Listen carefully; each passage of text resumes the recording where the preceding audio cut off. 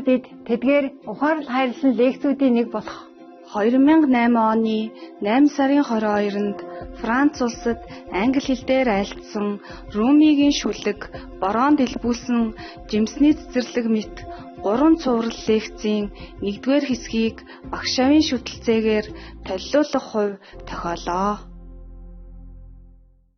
This is another poem from Rumi, and he made poem not just for the sake of amusing himself, you know, right? It's for the sake of educating his disciples or people at large in his time. Now you know Canaan. You know Noah. He has a son, right? Canaan, huh? Canaan, not Canine, okay? I have many canines. He has a son called Canaan. C-A-N-A-A-N. This son has never been anything more than up to no good, yeah? I don't want to use the word bad because it's not positive, so I say he's up to no good. Or like good for nothing. He has been rebellious, you know, stubborn, and always against his father. And that's the problem. I know many sons or daughters have this kind of tendency, yeah? But this one is too much, okay? Like if your son and daughter have maybe 30% rebellious character, yeah? Or 20%, 40%, even 50% maybe okay. But this guy maybe 80, 90 or 100%, you know, rebellious, especially against his father. As you know very well, in the family, yeah? Sometimes the father is idealistic, yeah? And want the son to follow his footsteps, like to be a minister or a doctor or somebody, yeah? Somebody good and of service to mankind. And the son sometimes do just exactly the opposite, huh? And sometimes the father is bad, you know, like doing something that is against moral standard of human society, like robbing, you know, or stealing, something like that. And the son is the opposite, yeah? Very pious, very morally fit, yeah? And virtuous and loving and kind, etc., etc. Now, in this story, Rumi wants to illustrate something, like even if one person is your so-called family member, it's not exactly that he or she is a family member, yeah? Yes. And remember, Jesus also say, who is my mother? Oh, who is my sister? Only the one who does the will of God, then they are my mother or my sister. What it means is love is looking in the same direction, right? If we love somebody or if we are a partner, yeah, then we have to look in the same direction, have the same ideal, and do the same work. The best is the same, but good work, huh? Yeah, not just the same, but no good. Okay, now this is the poem called As the Orchard is with the Rain. He said, don't be like Canaan, son of Noah, who wouldn't get in the ark. You know what it means? When the flood happened, and Noah had already built an ark, yeah, and put, a pair of animals each in his ark already, and all his family member and belonging and necessity and supply for a while, yeah, is all already in the ark. And he come in, but his son did not come in and did not want to. So that's how it is. So Rumi told us that we should not be like Canaan, who wouldn't get in the ark in the time of emergency like that, and still rebels against good intention. Yes. So now, he continued. He was swimming. Kenan was swimming and saying, I hate my father. I won't use that boat. Can you believe that? Maybe he hates his father. But by doing this, he goes not against only his father, but he goes against his life, right? So in time of emergency, even if you don't like the one who came to rescue you or to give you good information, you better listen to that person, right? That the flood is rising, and it must have been terrible weather and everything, yeah. And the father built the ark, and because the son doesn't like the father, he wouldn't go in the ark. But there's a thing. You see, in this story, supposed to be like that. The son of a spiritual father, you know what I mean?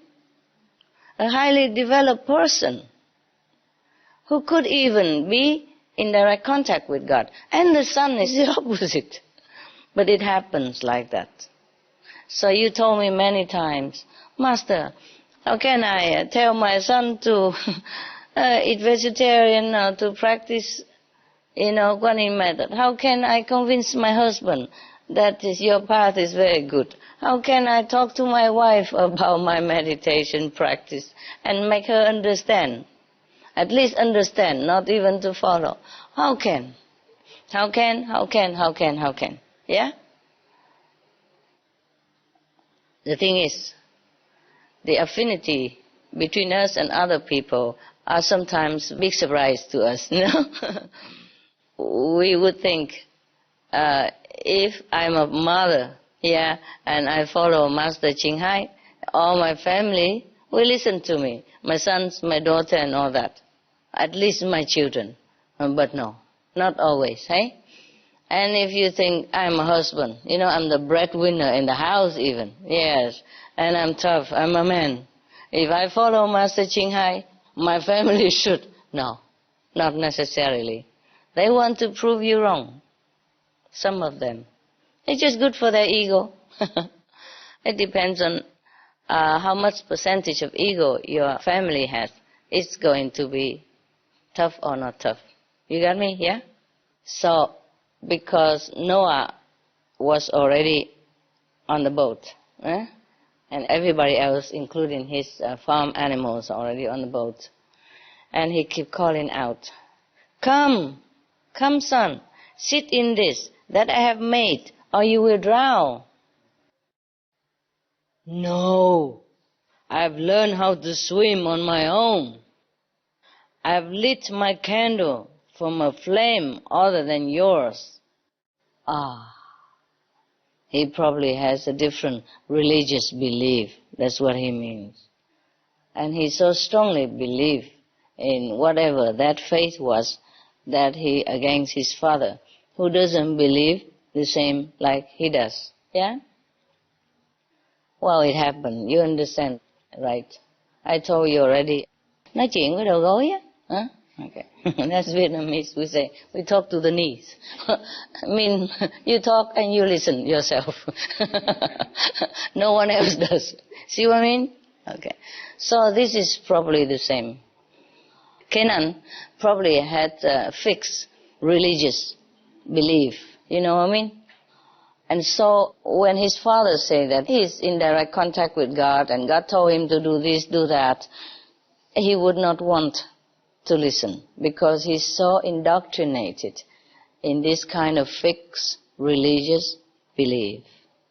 All right. Now, another thing he hated, I think, right now he hated his father more than ever. You know why? Because his prediction came true. And that's against Kenan's belief. Because before, he already did not want to believe his father that the flood will occur, that he need to build a boat. Can you imagine building a boat where the dry land or on top of the hill where nothing, no water can ever reach and no water nearby? And saying that I will need it soon. that everybody should come on the boat and all that. Of course, not only Canaan, but everybody in the town probably was ridiculing all this time, yeah? And come and point finger and say, look at that madman, and nobody would have probably talked to him at all for all this time, or just ridicule him, laughing at him, make fun of him, and he probably has become the talk of the town all this time. And now, it's proven that he's right. The flood is there. So the son also feel like, it hurts his pride, his ego, that his father is even right. Because all this time, he has never believed in his father. So now, you see why he hates his father? Because his father is right. And such dramatically right. Not just about a piece of bread or which one is more nutritious or olive oil is better than any other oil or anything similar like that. For example, well, olive oil is not better than any other oil, it's just different. I'm just saying, for example. So now his father is right. In such a dramatic situation, of course, he loses faith, the son. He feels his ego has been really shattered.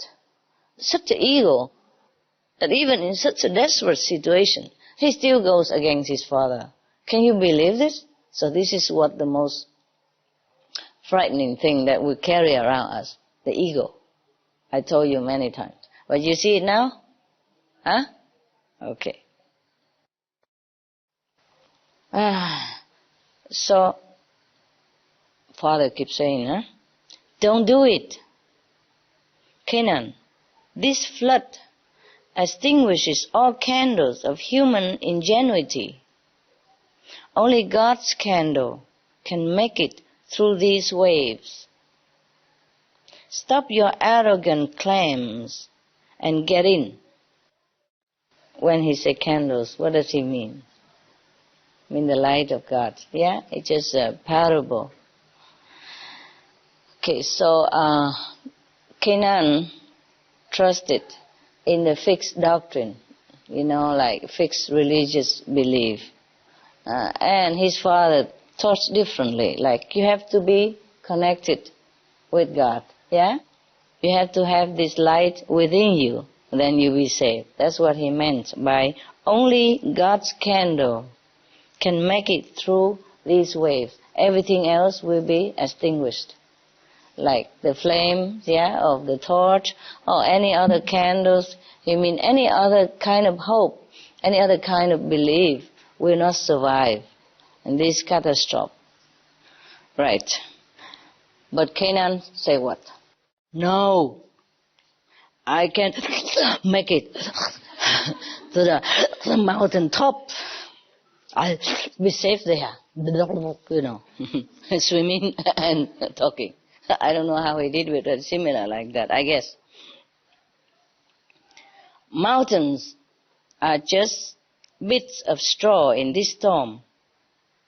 There is no refuge except with God's beloved. That's what his father answered him. Mountains are just bits of straw. They, some wood and some rock and something left to, fixed together became a mountain. So he say even mountains are bits of straw. It means it's nothing. It means it's not safe for you to go and take refuge there even. In this storm, there is no refuge except in God's beloved. God's beloved means what? God's beloved probably means the master, the representative of God, which was Noah at that time. He was probably teaching people enlightenment through direct contact with God within. So God's beloved at that time must have been Noah. So at that time he revealed to his son his true identity, that like I am God's beloved. He has to at this time, even though his son has never believed him, and he probably has never told anyone up to this moment that he is God's beloved. But in this time of dire emergency, he has to tell his son, take refuge in God's beloved, being God's representative, like Jesus, Buddha, Mohammed, Guru Nanak, Mahavira, etc., the great master of all time. Now, so in this time of emergency and urgency, only God's beloved can save you. There's no more God's grace even. Do you know why? Because there is a limit time for God's grace. Like, okay, the karmic law has extended to 3 more years due to the prayers of humanity. Yeah, please save us. Please show us the way. Help us. Do not destroy our planet. Do not destroy us. Yeah, etc., etc. And some enlightened people intervene, also praying for them, and say, let us give them some more time. I can fix this. I can tell them to return to their righteous self. Please give us some time. So maybe heaven, grace, God's grace, had extended to a certain period of time. But at this moment, when Noah is already on his boat, the time of grace has been stopped. Yes, finished. The deadline is there. The flood is already there. You see what I mean? No more grace. Too late. So he said that at this time, in this storm, there's no refuge. In this storm even. It's not just the rising water, it's stormy. Windy, everything. And the son is still holding on to his ego. Can you believe such ego? They exist. And it serves only to kill you, inside out. Kill your spiritual progress, kill your soul. Not kill your soul, but kill the knowledge that you have a soul. And kill your body too. What a pity. All he does is just step on the boat. And he cannot do that. What stops him? The ego. The ego makes him feel like what he believed was correct. And what his father say is incorrect, is not true. And now that he even knows that what his father say is true, he against him even more. Because he feels shattered, his ego shattered, his belief shattered. At that moment, he cannot think straight, yeah? He just feels shocked, confused, and his ego doesn't let him admit that he's wrong. Okay, in ordinary circumstance, you can stay there, argue back and forth, yeah? Or can think about it. But in such a situation, if you hold on to this kind of ego, you're dead. Right? There's no time to argue. But such is the force of ego. I mean, it's difficult to explain about the ego, but it's just a kind of fixed belief, in yourself that you are this, you are that, and whatever you think is right. This is the kind of thing that stop you from knowing the truth, of knowing your great self. Because you're holding on to your small self. And you think that it's your small self. It's not even your small self. It doesn't exist. Whatever you think you are, it's just a bunch of thoughts, a bunch of, again, knowledge, a bunch of belief. It's not even yourself. Just the thinking of the mind, or the knowledge that you have gained somewhere, that's it. So he said to his son, we should take refuge in God's beloved. This is probably the first time he ever used his position, his real identity, to persuade his son. Because, as you know, mostly the master would never tell people that I am this and I am that. He probably just say, oh, God has made me do this and God wants me to do that. But he would never proclaim that I am God's beloved. Yeah, which he is actually, but mostly the master, they don't say that. But this is an emergency. So he say, God's beloved, mean himself. You should take refuge in God's beloved because nothing else work right now. That's what he said. Okay? So, but the son say, when have I ever taken your advice? He asked his father. In this stormy weather, flooding like that, everybody else already drowned around him. All the village, the house is already submerged in water. And he still talk like that. Can you imagine what kind of ego he has? Huh? When have ever I taken your advice? Your words mean nothing to me. In either word, leave me alone, O little father. Can you believe this? O little father, leave me alone. Your words mean nothing to me. My goodness, even your enemy wouldn't do this to you. Huh? In time of emergency, even your enemy would jump on the boat and maybe argue with you later. But this kind of son, do you think he is really the son?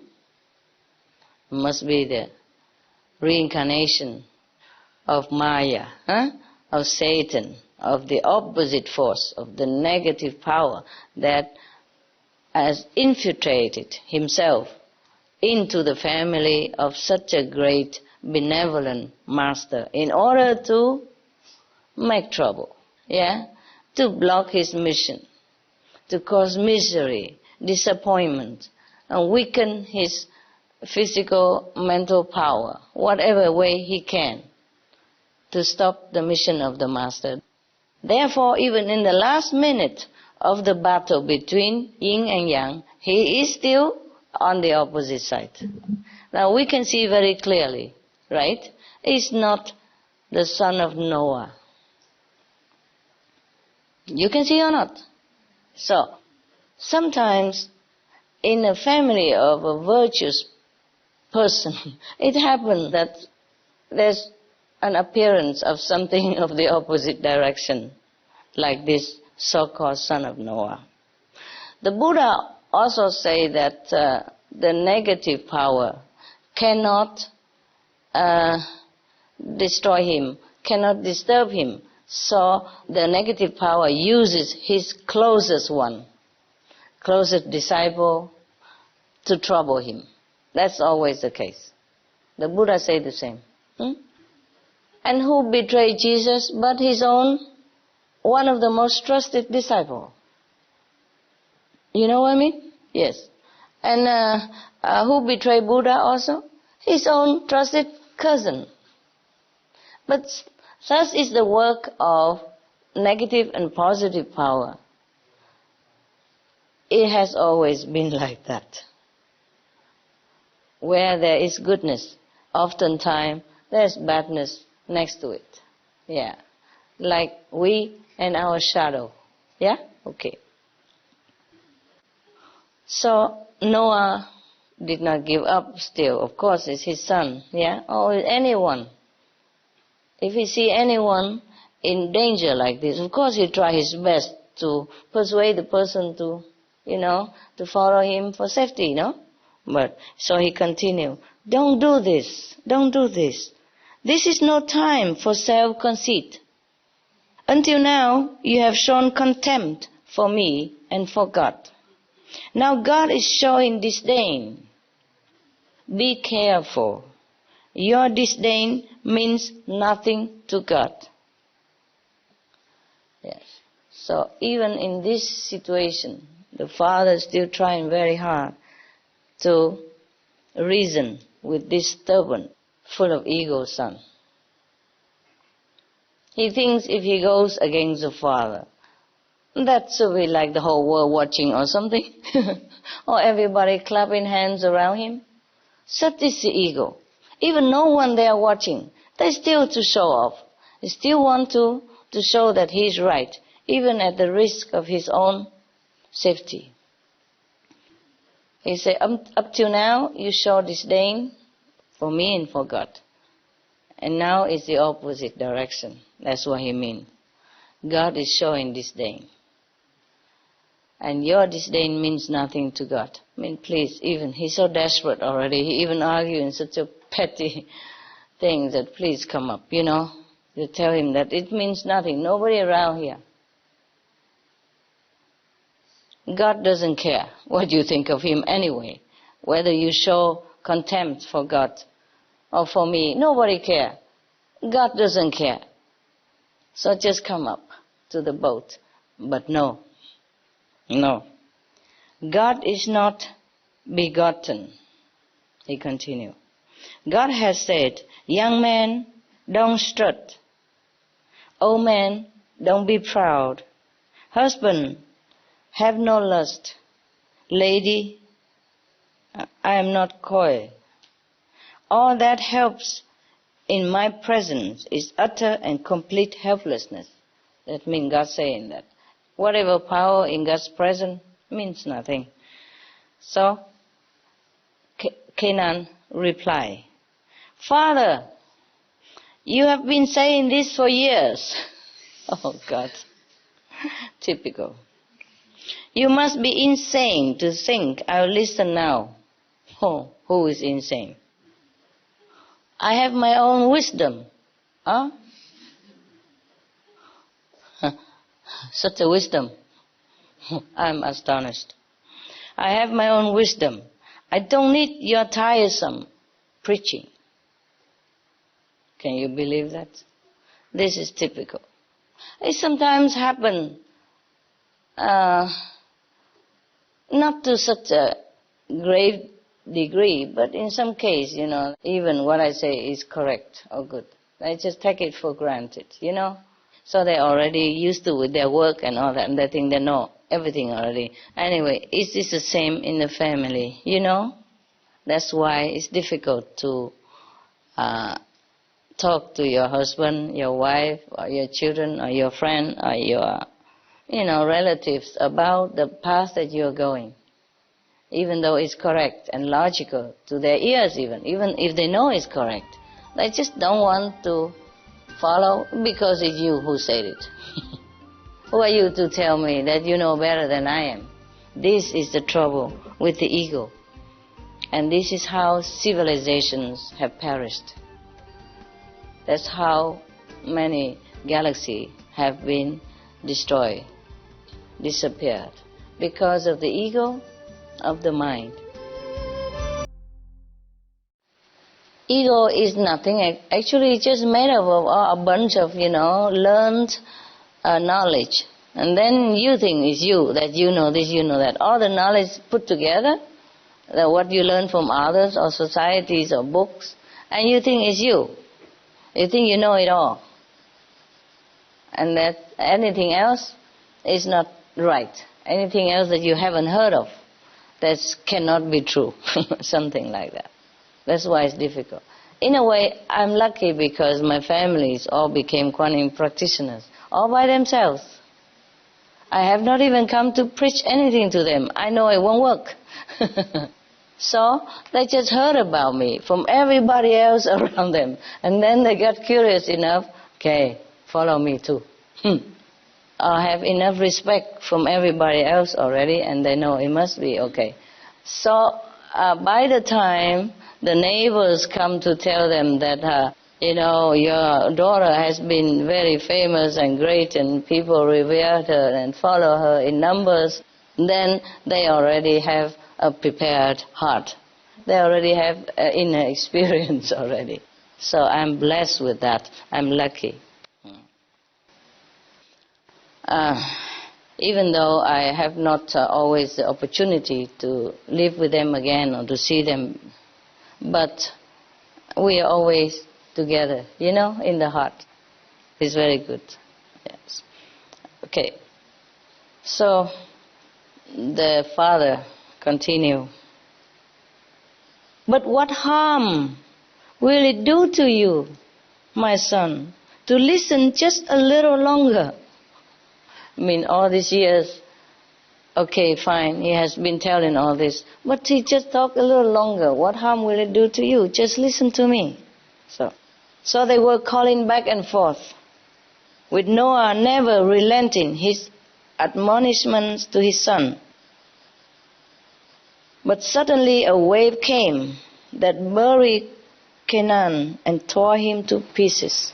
Oh, terrible. Such a strong wave.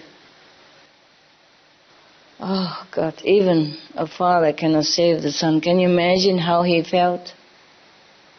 And a spiritual father, the all-knowing, the all-compassion, all-loving, and cannot even talk to his son to save his life. And he died right in front of him in such a tragic situation and such a horrible death like that. Can you imagine how Noah had felt at that time? Can you imagine? So you're not surprised to see Canaan in this situation, so dead against the father, are you? Not much surprise, huh? Sometimes you experience that in your family, right? Yeah? And I experience this in my surroundings, sometimes with my closest one, or close assistant, or the one that I think would respect my words or love me so much. It's not always true. But this is the price he had to pay for being a master. You see, the Maya cannot hurt him. The king of hell cannot bribe him. Satan can never make him waver in his devotion to God, because he's in direct contact with God. He knows what it is. He has wisdom. He has opened himself. He become one with God. So Satan can never hurt him in any way. Even to kill him, he would not waver. Noah. Even if Satan punish him, torture him, kill him, he would never have Noah on his side as an evildoer or as one of his subordinates. Just like Jesus say, even the devil come and offer him the 3 words. He say, "Get behind me." Yes? And when Buddha sat under the Bodhi tree and he became enlightened, and the Maya, the king of Maya, also came there disguised as the beautiful woman and dancing around him, half naked, whatever, like stripped, yeah, lap dance, whatever on him, and he doesn't move. He say, "I know who you are," and just bug off. I don't know how he say that in Sanskrit, but I would say bug off. See what I mean? Yeah. So that is the thing. The king of Maya, the king of illusion, knows that no matter what he does to the master, he will not waver, even give him the kingdom or anything at all. Maybe he take it, but he tell the Maya still bug off.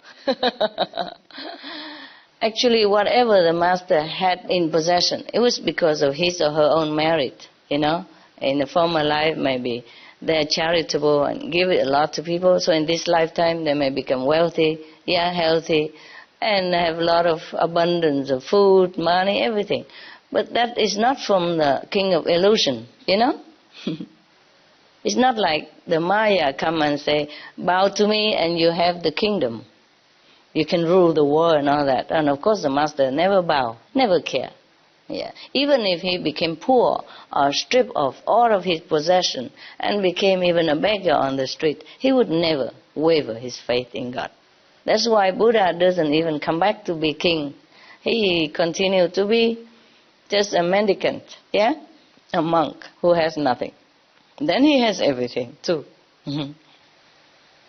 If he is a king, only his subjects pay respect to him, or not. But he is a Buddha, a master. All the nations pay respect to him. Except his cousin, of course. He waged wars against him. he make his own separate faith against the Buddha and even try to assassinate him. For example, like that. So the king of Maya knew that nothing can hurt the master at all except kill his son, which is he himself. He reincarnated into the family of Noah, become a son, so that he's beloved, and his father love him and care for him because he's his son. And then he died in such a tragic way, just to hurt him. The same with many people. When they're frustrated with family members or something goes wrong, they go kill themselves. In some way they want to punish the living. Not just punish themselves. They want to die so that the people behind them have to grieve and blame themselves and be in sorrow forever. Like, how dare you offend me? How dare you did that and this to me? How dare you scold me so much? Now I die, you'll be sorry forever. You will blame yourself forever. You feel guilty forever. Okay. Similar way, the Maya, apart from hurting the master already, but still the master will never give up God to be with him anyway. He tried the best, like hurting the one that he loved, hurting the one that she trusts, something like that. Or turn the person that he or she trusts against the master. That hurt the most. You see? Cannot do anything to the master, just use something else around it to hurt him. This is the thing with Maya, with the negative power. But that is also the price that any master has to pay. Not the same case, but similar situation, or in a different way, always the master has to pay some price. You see? Either with his life, reputation, or the feeling of that, anything at all. Anything at all. To be a master, you have to pay, and pay a lot. No matter what you are, no matter how high position you are in heaven, no matter how high the spiritual attainment you have reached, you have to pay in this world for saving people. Because you are interfering with the law of karma. Even though you awaken people, and they save themselves also. But still, you come and tell them how. You come and tell people, hey, look, you listen to me and you'll be free forever from the Maya, from hell, from suffering. You'll be glorious now and in heaven. And the people saw that. It's true what he said. Follow him. And of course the Maya lost. You see, the more people follow the master, the more Maya lost.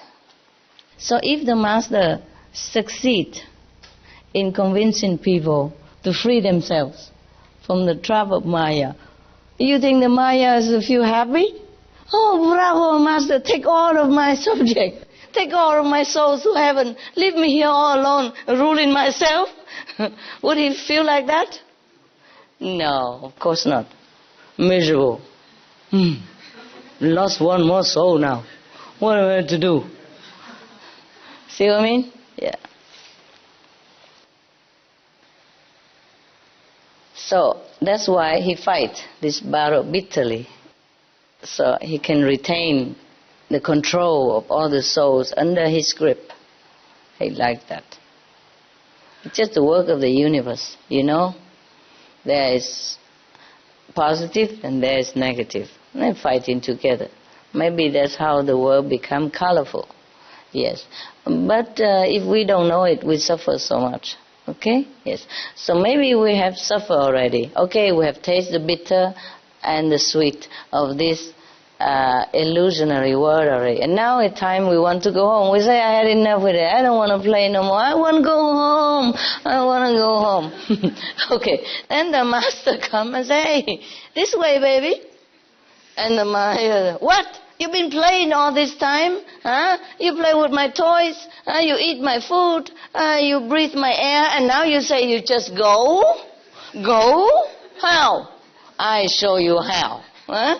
You see, just like that. Similar, you watch some movies, or it may be in real life also, like if somebody by some circumstances, joined in some gangs, yeah, and became a gangster. Maybe his heart wanted to be a gangster, or maybe just situation forced him into it, and he's trapped and he cannot get out. And the trapped one really doesn't like what he's doing, being a gangster, robbing and killing people or doing things that is against his conscience. And he normally never would have done that if situation had not trapped him into it. You see, sometimes once you innocently talk to some gangster and then you just buy something from him or take some favor from him just by sweet talk, and then later you trap into it. You're tricked into become a gangster yourself. And then, or maybe they use your parents, kidnap your people and use it against you. And then you have to follow them and do what they say or else. Something like that. Or they will expose you to the police. And then now it's kind of too late and you're trapped in there. And now you want to get out. It won't be easy. You know that, right? Even all the films show that, if you want to get out of the gang, sometimes you get killed. They eliminate you because you're no longer with them. Yes, you so-called betray them. And also they don't want you to go out in case you tell the police about the secret that you know about them, things like that. So you get eliminated. Not just in a gangster system, but sometimes even in the old time, in some of the uncivilized society, if you get out of a government secret system, secret service, they also try to kill you, to keep you quiet, because you know too much. And maybe the things you know is not good to let other people know. Like the things you know are not morally acceptable. It's not even lawful in that country. And then the secret service itself will eliminate you. It's the same. You saw some film, like that. It can be true also in some society, even in some powerful society. It happens. So suddenly you hear, so-and-so,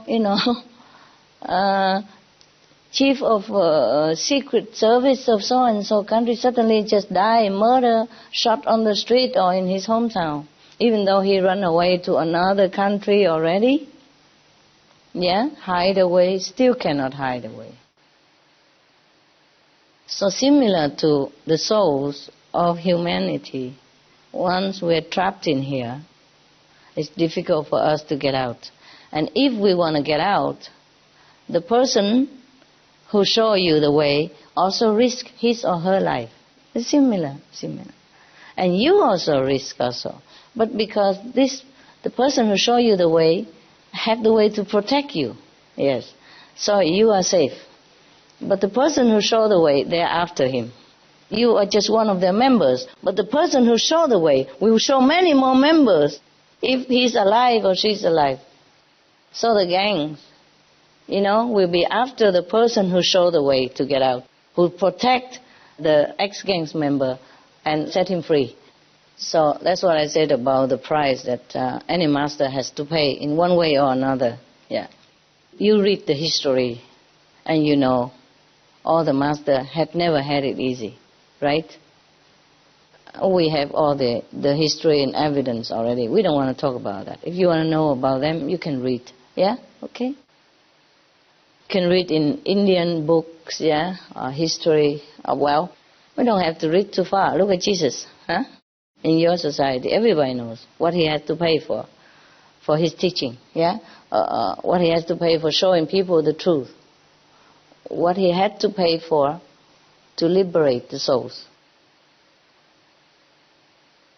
Now, so of course, after his son has been buried by the wave and even tore him into pieces, can you imagine what Noah had felt?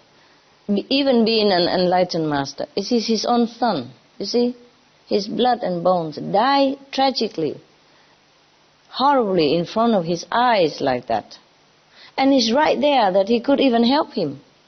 It's not like far away. It's right in front of him. And he has the means to help him, to save his life, but he can't. You imagine that? Just 1 second, his son is torn into pieces, gone. So, what would you say to God if you're in that situation? You complain, no? You lament, no? You cry. You might even yell, scream, shout it to heaven. Why would this happen to me? Why does this happen to my son? So let's see what Noah said to God.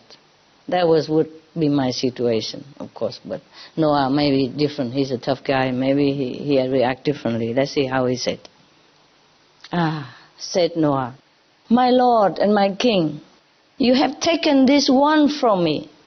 Yet many times you promised that my family would be saved." So God answered, "Canaan was not one of yours. Can't you see that he is blue and you are white?"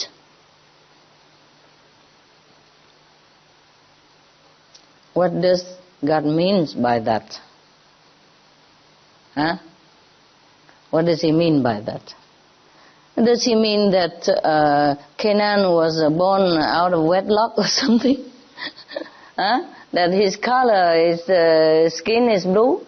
At that time, blue mean also black, like dark color. And white mean like you, European. Okay? Or like me. I'm joking. Yellow, no? Do I look yellow to you? Little, right? Okay. I don't look any, Sometimes I look black, sometimes I look like Indian, sometimes I look like Asian. Depends on who sits next to me. Right now I look like him. Truly, sometimes I see the photographer make an image of me, of himself, for my photograph. You don't know it because you don't know who took some of my photo, but I know very well. If so-and-so took my photo, I look just like him, like his sister. The face, really would be longer or fatter or skinnier, it depends. Yeah. Except when I direct him how to take my photo, and where, then it's maybe different. But if he take it spontaneously by himself, then I look like that guy very much, or that girl, whoever. Yeah, most often like that. Or whoever sit next to me, I look just like them. Have you seen some of the photo when I take it with somebody else? I look like their relatives, or even mother or sister, Yeah. Or even some look like the men also, who sit next to me sometimes, very near. Together with the picture. I look like them. But can you imagine sometimes 2 or 3 people sit next to me and I look all like 3 of them. And 3 of them are not the same family, not even in the same town. It's funny, I saw some of that and I can only laugh, So here, God told Noah that Canaan is not his family members, because Canaan is blue and Noah is white. Can you tell me what he means by that? Anybody? Oh, the wise Buddhas? It is mentioned in the Bible, in Old Testament, that Noah, when he was born into his family, he was an exceptional baby.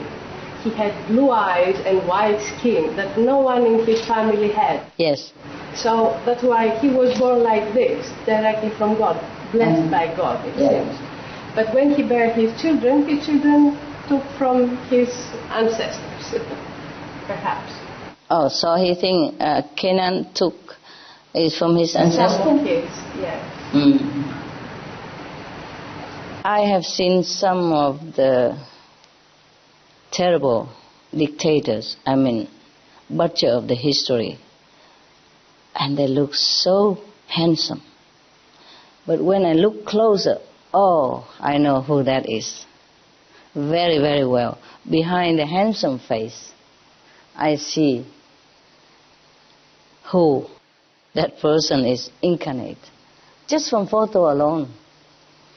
Because when I read history and all that, or see documentary film or read in books and they show photos of so and so, who has caused untold misery, a miserable death to people, lots and lots of death to people, and who kills without blinking an eye. And I thought, how can such a handsome-looking person, can be like that? And I looked closer. Oh, my goodness. I saw all the trace, I saw the face behind that face. I know he's not from our world, I know he's not from the positive power. He's a king of the negative. He's Lucifer incarnate. I can see that even. Because I could not believe, that any person can be so wicked and so bad, inside out. And I thought, okay, maybe in a war or something, revolution, sometimes people would die by fighting each other, But it cannot be from the heart of a person who deliberately, orders so many torturous deaths. And so I look at the picture, one of those. I'm not telling you whom. And I look at the first glance, all handsome, very good-looking men. So I shook my head at it. Cannot be true. Because we all imagine, if an evil person must look very ugly or, at least dark looking or something, or have some horn. No, not necessary, but, that guy was so like chisel face, And I look further, oh, jeez. I see the real face. Not like it appear on the photo, but you can see it. You know what I mean? You can see it. That is not the handsome face. It's just the face. But that face is resemble what face? I know that very well. Resemble that devil, truly like that. Without horn, without fang. I can see it very well. Noah, okay. Skin, but his son was darker. Dark skin, of course, yes. Okay, now. There is another episode, may I ask? Tell me. That showed how cold-hearted Kenan was. Yes. In another instant in the family life. Yes. A summer, Noah had collected a lot of grapes, and he ate a lot of grapes. Who eat? Noah. Noah ate a lot of grapes, yes. But grapes were fermented. Yes. So he became drunk. Oh. And he was very happy, and he removed his clothes and started to dance. Understand. So Kenan, when he saw his father, he mocked him. Yeah. And made fun of him. Yes. And ridiculed him. Yes. But his two other sons, when they saw their father in such a weak state and Yes. fragile position, Yes. took a piece of cloth And cover him. and covered him and comforted him and said, never mind, come and sleep it off. Yes. And put him in his bed. Understand. So this is the sons, the true sons, Yes. how they behave Yes. when they see their father or mother in a fragile state. Yes. It's very easy to kick someone in a fragile state. Yes. Yes. But Kenan did that. Yes. He was very cold-hearted. Yes. To otherwise. Even he is the son. So the other two sons are two sons, and this son is really there just to torture him, the Canaan. That's why I told you already. He must have been the devil incarnate then. I told you that. Okay. Anyway, so this is a story in the Bible that your sister has just supplied. You see what I mean? So now you know. It's not just me speaking. It's truly, he is like that already. Before this situation happened. So he's there just to make hell for the master, yeah? And in the sun and hot and all that, probably they became fermented, and Noah did not notice that. Yes, so he ate it. And then he became drunk. Yes, it was by accident. And knowing that, the son, of course, should have helped him. Yes. But he didn't. Instead, he mocked him, yeah? And ridiculed him and all that kind of thing. Instead of helping him or covering him, because if he remained like that too long, he might die even, being cold or maybe falling down, and because he's not used to it being drunk. His true sons rebuked this son, saying, this is not the way to treat your own father. Yes, it's correct. He was rebuked. Yes, okay. All right. And even that kind of son, the father, true to being a father, still want to save him so desperately, and still feeling so much pain when he lost him. So this is a true love of the father. All the father loves their children like that. Not to talk about that he's being a master and being compassionate. He's a true father as well. So in a family matter, he's a true father, a good man. And in a spiritual matter, he is a true awakening saint. But this is the price he has to pay. Living with such a devil as a son, and having to feel his heart tormented when his son died in such a horrible way in front of his eyes like that, and he could not do nothing. So of course God understands that. Yeah? So God said to him, don't you see? He's not one of yours. He is blue, I mean dark color, and you are white.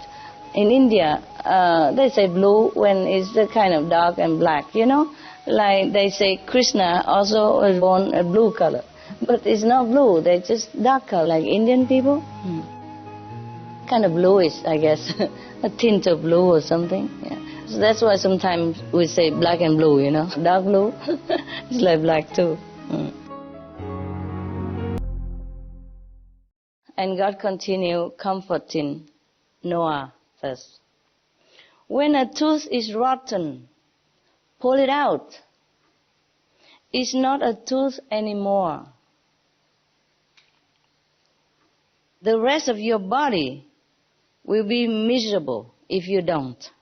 I mean, if you don't pull that rotten teeth out, the rest of your body will be miserable.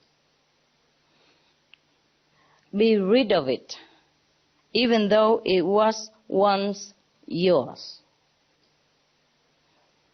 And Noah replied, I am rid of everything, my Lord, except your essence. You know how I am with you. As the orchard is with the rain, and 20 times more. I mean, the orchard needs the rain so much. Without the rain, the orchard cannot blossom. He said 20 times more than that. I'm with you. I need you. Yes.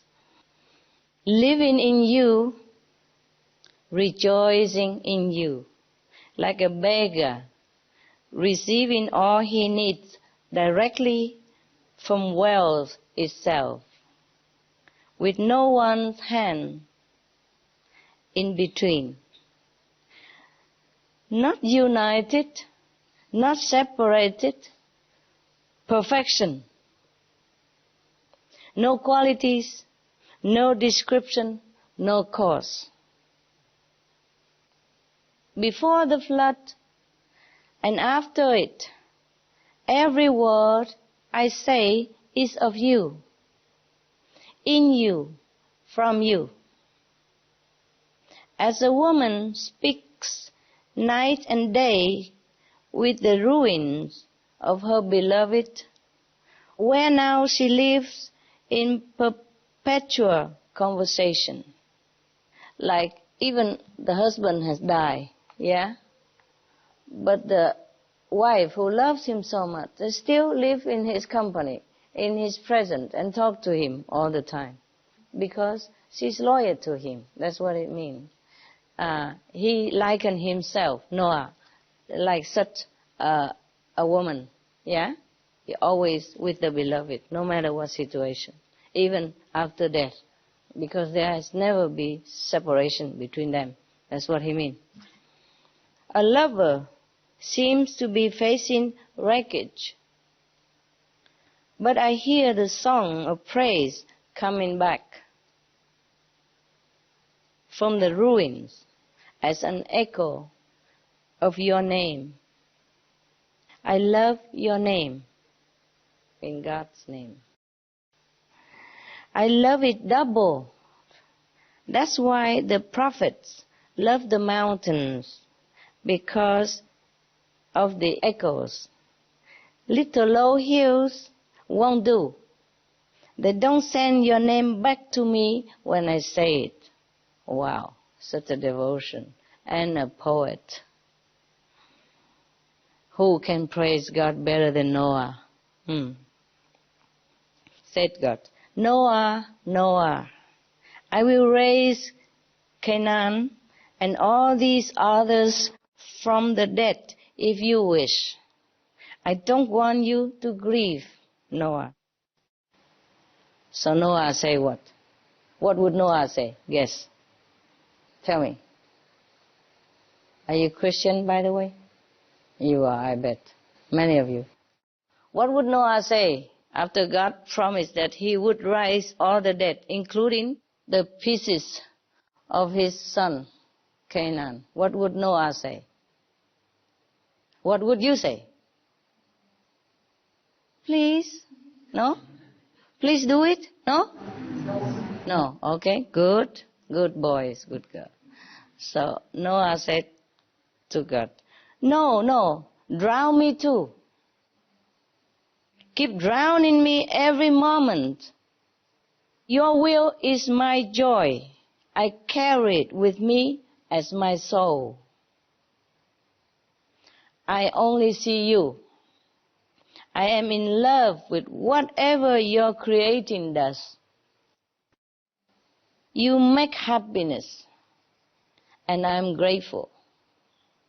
You make disaster, and I am patient. Anyone who loves your making is full of glory. Anyone who loves what you have made is not a true believer. Yes. Okay. Most of us, we love only what He made. Yeah? And He makes. We love this world, we love whatever. You know, that comfort in this world, we love whatever. Nice in this world. But we don't love the making of it.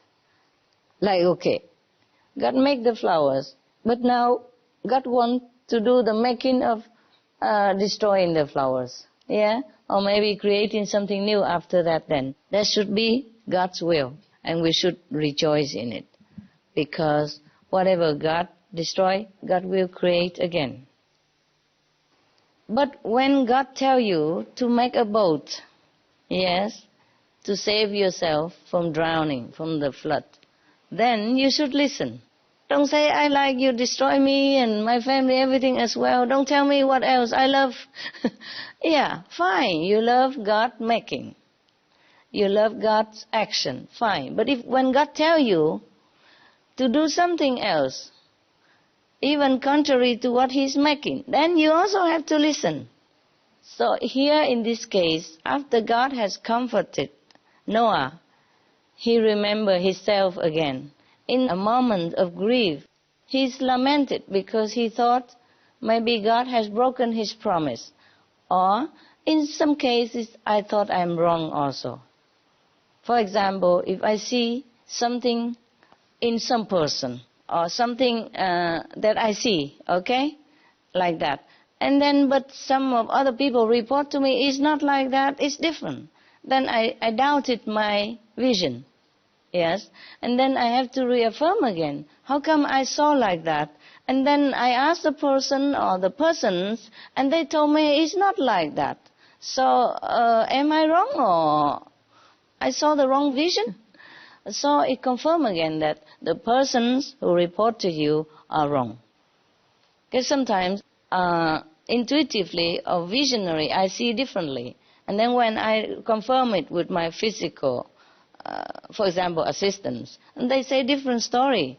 And I also have sometimes difficulty to verify whether it's true or not. If I don't have the evidence in my hand, then I just have to take their words for it. And then check in again whether I'm wrong in the vision or my intuition is incorrect. But it's always correct. I found out. Sometimes later when I have enough evidence, not the evidence that the assistant reported. So after many times of verification, I, of course, trust myself more, yeah? But still sometimes difficult. When all the evidence against your knowledge, your intuition, it's difficult to tell people that it's not so. Well, I learned to live with all kind already. So now, because God has promised Noah to save his family, so of course he is surprised why his son is drowned and torn into pieces, no? Yeah, of course he'll be surprised. But the thing is, even though Canaan is supposed to be his son, but he's not his son. Not in the spirit. Not in the heart. Maybe not even in the blood. So he's not the family. Yes, okay? The one who are our relatives are the one who are one with us. Yeah? Same ideal, same direction. Otherwise, they're very difficult to live together as relatives. So it proves it here also. So after God has told him the truth that he is not one of yours, he doesn't mean physically only. He means it in the spirit, mean in the heart, in the moral way of life. Canaan is none of the quality that Noah has. He is completely opposite of him. He is alien from him. So he's not his son. Of course, after the moment of grief and shock and confusion, and when God comforted him first, Noah immediately understood and go back to himself again. And he knows, oh yeah, of course, things come, go on. Only God is true. Only God is real friend, real relative. Everything else, when time comes, has to go or have to stay, it depends. He immediately remembered. You see, of course, he was shocked. Not because of the event itself only, but because God has promised him to save his family. So he doubted. Maybe God has broken his promise, or maybe his vision is wrong. Just like sometimes I see the vision different than what it might have happened, and then I have to verify differently, a different way. I know this very well. I know this very well. It's not like this tragically, but it's many instances similar, yeah, and other instances also. For example, I was shocked when I heard that the president of Slovenia died, yeah, Dr. Drnovšek, because I asked heaven, is he going to be all right? And he's going home. He's coming back home soon, no? He'll be okay. He'll be going home soon from the hospital, no? So the answer is yes. So I didn't check any further, you see? So I thought, okay, he's now in hospital, ill, but in 2 days he'll come home. That means okay. So when he died, I was shocked. I said, you said he's going to be coming home, okay. He said, you didn't ask me how long. So he did come home for a few days, you see what I mean? And he was okay. And it was true. He even sent greeting to me and saying that he's okay, he's okay. So of course, thank you. You know, I thank heaven. So when he died, I wasn't prepared for it. Because once somebody came home from hospital, check up already, and he's okay, and even send my greeting and say he's okay. He himself sent a greeting to me, saying that he himself is okay when he's already home. So what do you expect, you know? Of course I don't continue asking further. It's so obvious to me that he's home and he's okay. And then he died a couple of days later. So I lamented. I said, you say he's home and he's okay? And then heaven told me, but you didn't ask how long. Of course, he was okay for a few days. So this is the thing, that sometimes the physical evidence will go against your vision or your intuition or your knowledge from the future or from whatever happening. Yeah. So I understand very well that he was shocked, Noah, when his son died like that, while remembering that God said his family will be saved because they're a virtuous family. Yes. But the one who is not virtuous, the one who's so cold-hearted like that, obviously is not your family, right? The family is the one who love each other, right? Who help each other and who are one with each other in many ways. Not this one. He's even worse than enemy. The enemy sometimes seeing you in a weak condition, fragile situation, like what your sister just mentioned about the Bible, like Noah when he mistakenly eat the fermented grapes and being drunk and, exposing himself into a fragile situation. And his son mocked him, ridiculed him, instead of helping him to go into a safe place or cover him up, to protect his honor and his life. So the other two sons say, this is not the way to treat your father. You see, so they help him and cover him up and put him to bed for safety until he recover. Yes, because it's not him who is like that. It might be the karma that make him eat the grapes without knowing that it's the fermented grapes. Or maybe he even knew it, but he had to do it for erasing some karma of some people, or the price he has to pay for being a master. Either way, he's in a very fragile and difficult and weak situation, dangerous situation. So as a son, should help him, right? He should help him, but he didn't. Not only he didn't, he even mocked him and ridiculed him and, curse him and all that. This is not good. You know already. So this kind of person is not your relative, no matter if he's born into your family. Because enemies sometimes seeing you in this situation is still maybe soften the heart and do not attack you at that time. Yeah, maybe let you recover first and maybe attack you later. And even enemy, when in an emergency situation, knowing the danger around, would walk into the boat first, right? And would be thankful even.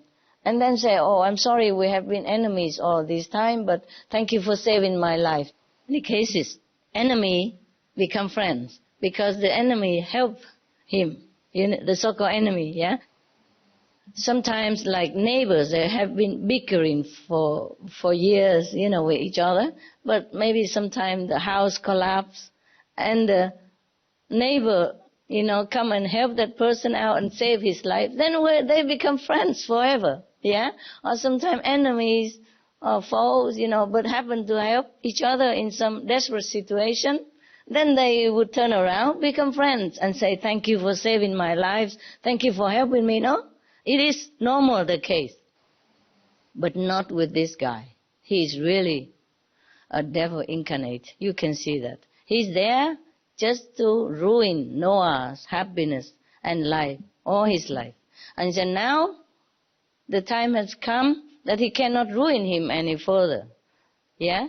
Then he destroy his life in such a way as to hurt the loving, compassionate person, so-called his father. But luckily, God is immediately on his side, and he's always there, and enlighten him quickly, yeah? Parting the dark cloud in front of his eyes and let him see the truth. And you see, immediately he's back to himself, and he's praising God like always. Like no one has ever can praise God better than that. Such a poetry flowing from his lips, such a joy from his heart, such a gratitude, such a happiness, such a bliss of being one with God, of knowing what God is, of knowing that everything is all right under His will. Isn't that wonderful? So I do hope that in any of the emergency situation, we can all act like Noah here, and that God always be our comforter and refuge, because nothing else really that's safe for us. As I told you already, maybe the water rise from the sea. Okay, we might think mountain is safer, but who knows? If the water rise too high, the mountain give in also, yeah, and erode it. Yes, too much raining, the mountain will also run away. Damage, ruin, yeah. Too much water and all the earth becomes different shape and broken, or earthquake, everything, and who knows, the fire will come out from the earth. Some hidden volcanoes, might be open. Anything happen. You never can say that mountain is safer than the sea, or the land is safer than the sea. If you have to die in whatever way, you have to. right? Yeah. Except you take refuge in the spiritual power, in the God within you, nothing else is really safe. And if that God say, okay, your time is up, you go back to me now, go back home now, then we're fine. Yes. But it's not like we can run away from disaster. Anyone. See? Even okay, we are safe in the land. How safe? There are cars. Car accident do happen, you know? And sometimes even cooking in the oven, the gas explode or electricity short circuit, anything happen. And as we know, maybe Mark Twain have written it. Is it Mark Twain who said that most people die in bed? Well, Mark Twain, the writer. But anyway, it's true. Even if he wasn't the one who wrote it, it's true. Most people die in bed. Safe. Is he in the house? So where would you run? Okay? So the question is, it's not you die or not die, whether the war ends or not end, but how we die, how we live before we die. Like we die happily, contentedly, knowing that we have lived the very worthwhile and correct, noble lifestyle. You see? So whenever we die, we die. We don't want to live here forever also, because let's face it, our body has a limit. Now, with all the chemical things, the pesticide we took in from the food, our body will not withstand too long anyway. And the teeth will fall down. Okay, now we can make new teeth, but so what? Everything else is going. So if it's a time come, we go. So also it's not like we try to save the physical bodies of the people, but just giving them more time to think about returning to God. More time to get over their preconceived ideas about God, what God is, and how religion should be. And they turn around and return to their original self and save their souls, so they don't have to reincarnate again in another similar planet and worrying about shortage of food and petrol and water rising and ice melting anymore. Because if we're not finished in this lifetime of our karma, we will continue the next somewhere else in the universe. And the suffering will follow us like shadow. We can never run away from it. So okay, planets come and go, people, are born and die. But since I am here, I do the best I can. Okay, if I'm not here, then I cannot do anything. But I'm here already. I help my neighbors, right? Yeah. The whole world is my neighbor. The whole humanity is my neighbors. And I, being a good neighbor, I'm trying to save whatever they can, knowing that they are in a desperate situation. I try my best to tell them what to do to save themselves, right? So that's all there is to it, all right? It's not just about physical body. Because some people ask me, why do we have to save the world? Let it go. We have other planets. Yes, other planet we have. We'll be reincarnated again, but the suffering will be the same. Okay, like in an earthquake situation, yeah? I see my neighbor house going to give in. I tell him, get out quick, get out quick. Or if I can, I use a big column somehow to withhold the roof for a while until all the person can get out safe. It's not like I'm trying to save that house. Yes. It's just for people have time to get out. You see? Yes. And if I can save that house, it's okay too. Yeah? At least people are safe. But if in that situation you tell that person, okay, never mind that house, and let it go. Oh, we have another house next door. Another house is the same. And people already die in that broken house. And how can they go to the next house? Yeah, and if they go to the next house in an earthquake, they might break also. So the suffering of this world is just a premonition to the people who live here. They should know that, okay, if you don't change now, you will have the same next lifetime. So we trying to save the planet to give them the time and the chance. Okay? All right. Thank you very much for your attention. You've been good.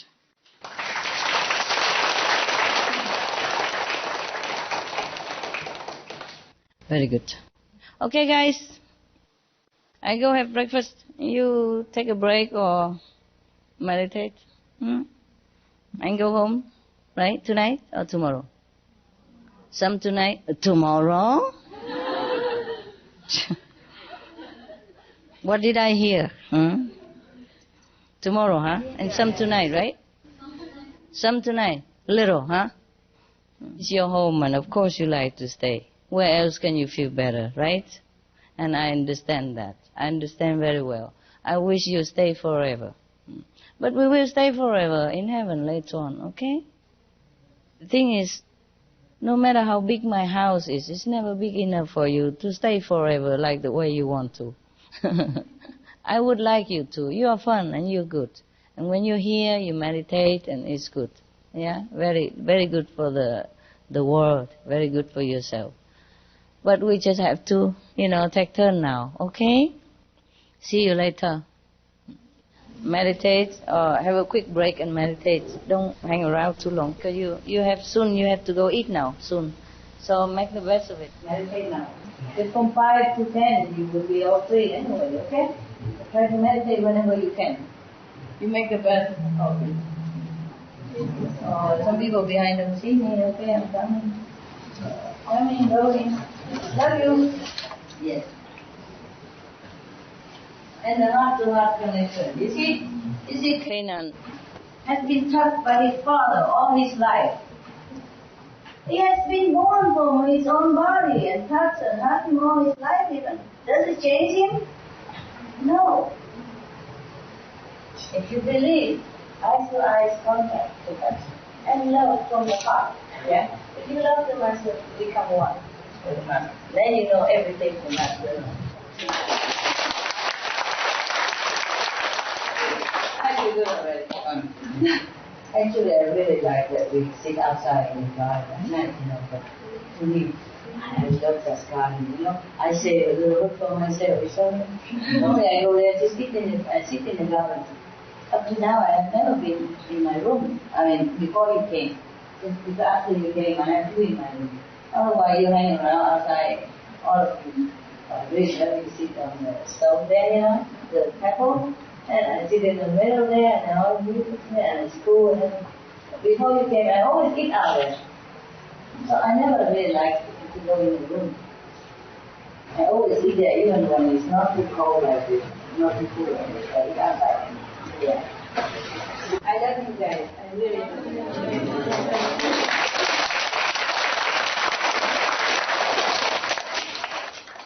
Thank you so much. Yeah? We all thank them, don't we? Yes, we're grateful to your help and support and your friendship. I also have to thank the people who came here earlier, sacrificed their time, their labor, to clean up the place and make it nice for you to come. There has been lot and lot of work. They came to work, okay? And now that the place has been reasonably good enough for us, we thank them all, okay? Maybe some of them are gone already, but tell them we thank them, okay? Okay, if you go today, then have a safe trip and see you soon. After we rotate, you can come whenever you want, okay? Provided that the place. After they have all seen me and the desire to see me already subsides somewhat, especially the Chinese people, they have no chance and all that. And then it will be less, Then we can come anytime, okay? And you will see me soon, don't worry. I make it soon enough because that's why I squeeze a lot right now. Now you are already lucky, you're okay, only not too many people, but the next week will be a lot more so that people can see me quicker. Every week, 2 times. I'll be busy. I won't have time to miss you, sorry.